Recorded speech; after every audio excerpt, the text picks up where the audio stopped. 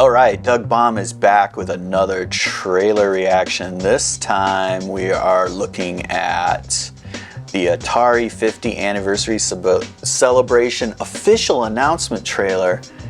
And I believe there's some really good stuff out of this. I think it came out of Comic-Con, so here we go.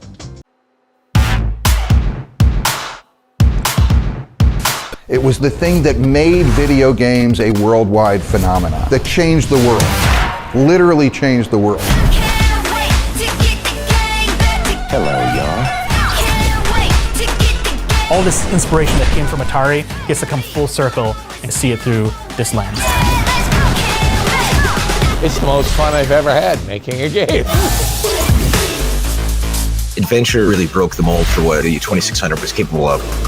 In the beginning, there was only Atari, and the children looked upon it and saw that it was good. I would literally spend the entire weekend playing Star Raiders. Atari created the video game industry, and everybody that's come since then is building on what Atari created.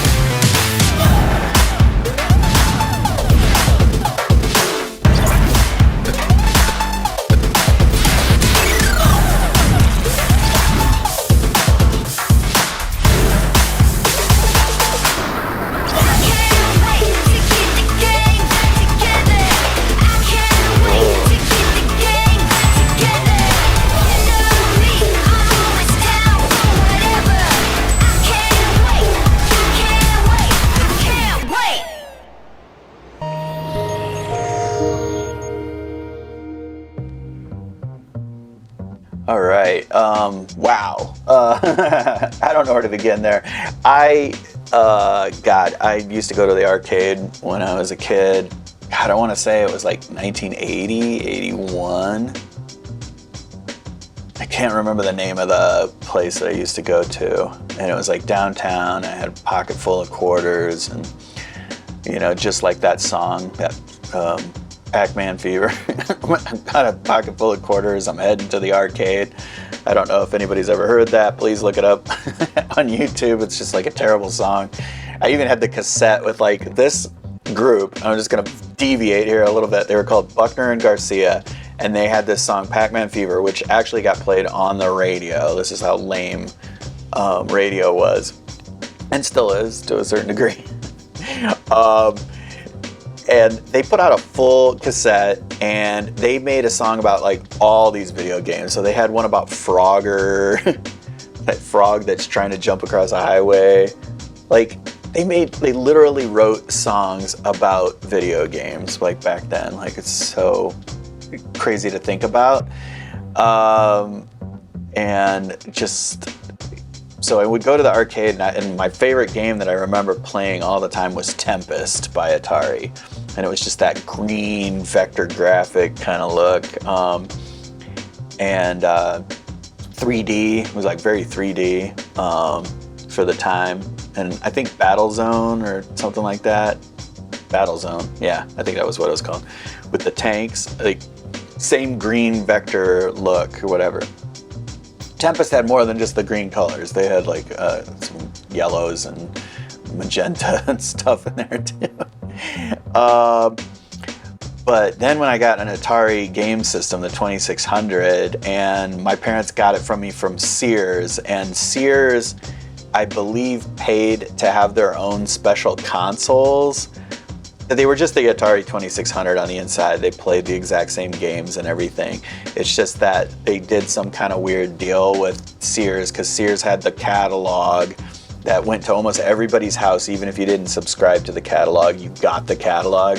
And the one thing that me and my sister always looked forward to was just like pulling open that Christmas catalog when it came, and just like thumbing through, and like just you would just literally go page for page and look at every single item that was in there to say like, God, I hope I can get this someday. I want this someday. It was just crass materialism from little kids, you know. And then you had, you know, and then we would jump up and down and just like force them, like, get the game, you know. And so I ended up getting an Atari 2600. I don't know if I got it for Christmas. I don't remember. I think I just bugged them forever. I probably got it for my birthday.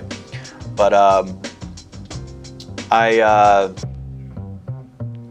I had, let me see, what was one of my favorite games? Oh, Yar's Revenge. Like, I rolled that game over like twice, and then I just stopped playing it. I just said, I've beat this game. I'm just like, I'm done. And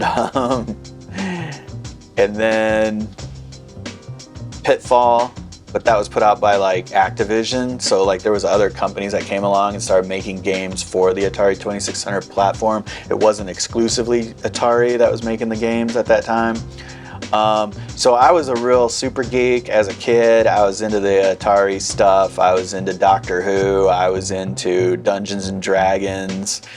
That's what you did.